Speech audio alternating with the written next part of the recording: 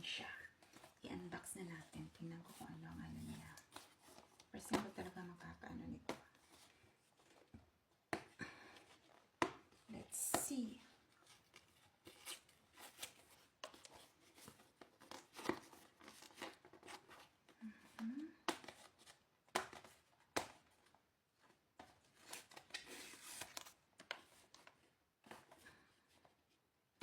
Ganito pala mag-unbox nito.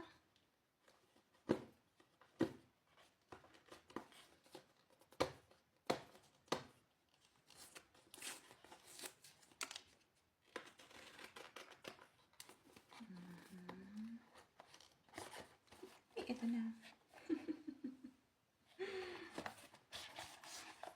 Wow. Ito yung laman.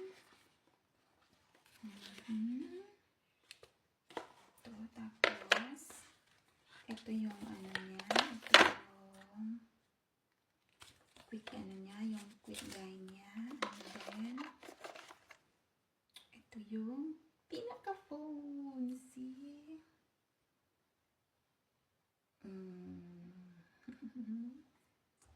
Ganda niya, super. Yun.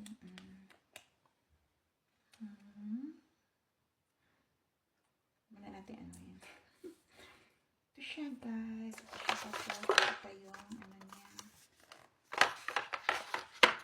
Ito yung paano niya sa ano. Paano niya sa SIM card. Ito. Tapos ano ba ito? Parang may laman pa sa loob. Tingnan natin kasi parang may nakikita pa kung laman sa loob.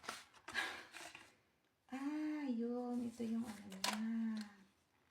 Ito yung charger at saka manual guide ulit. Yan.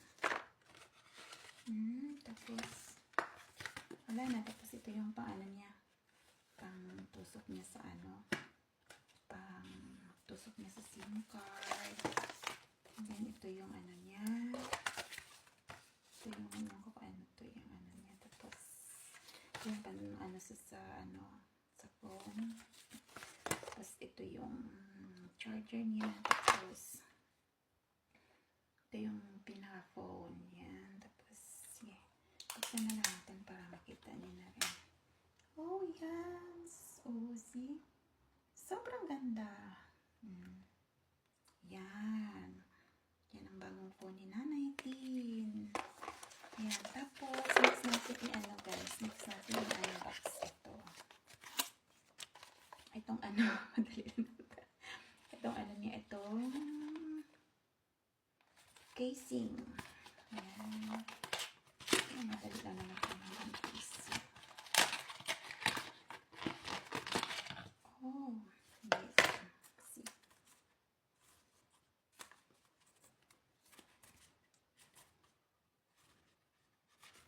Hirap talaga ng taga-bundok, no?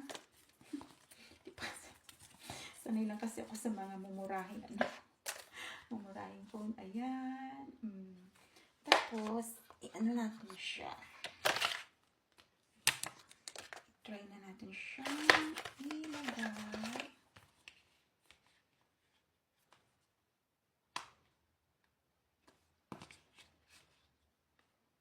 Para safe na talaga siya.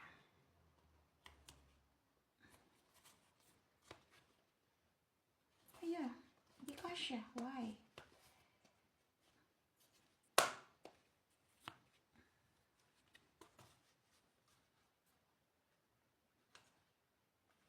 Baka naman, di ba magamit? Masira na. Ayun! See? Ayan, okay. Nice siya. Super, guys. Super nice. Yan. Ito na yung aking new phone na Samsung Galaxy A36 5G model. Ayan. Black lang siya. Ayan. Selfie time. Yeah, thankful talaga. Sobrang thankful ako talaga sa kay Lord. Tsaka sama kasi kung ano lang talaga, hindi ako makakapili talaga ng ganitong phone. Ito kamahal na po. Hindi ko kaya bilhin to. Siguro kung talaga ipipilit mo, kakayanan. Pero para sa akin kasi, hindi ko kasi prioritize tong mga ganitong ano. Priority ko kasi yung priority ko kasi yung family ko sa Pinas, lalo na may mga anak pa akong nag-aaral. Kaya, madali lang namang ano ito. Kung talagang gusto talaga, makakaano, pero merong mas importante i-priority ang pamilya natin. Kaya, doon tayo sa pinaka-priority talaga. Lalo na, tulad ko na isang nanay, may 5 anak, at saka may apo na. Tsaka may mga anak pa akong nag-aaral. Kaya, kailangan talaga ang priority talaga muna ang, priority muna ang family para makaraos na lang kahit papaano.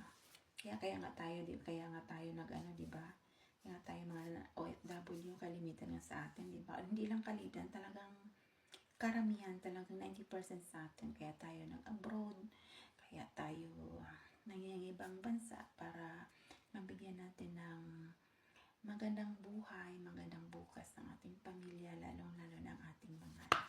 Kaya yun lang guys, kaya dapat maging thankful tayo, maliit man o malaki, mura man o mahal, blessing bigay ng Panginoon sa atin. Dapat thankful tayo for everything. Yeah. Thank you for being with me. Thank you guys. Thank you. Bye. See you in my next video.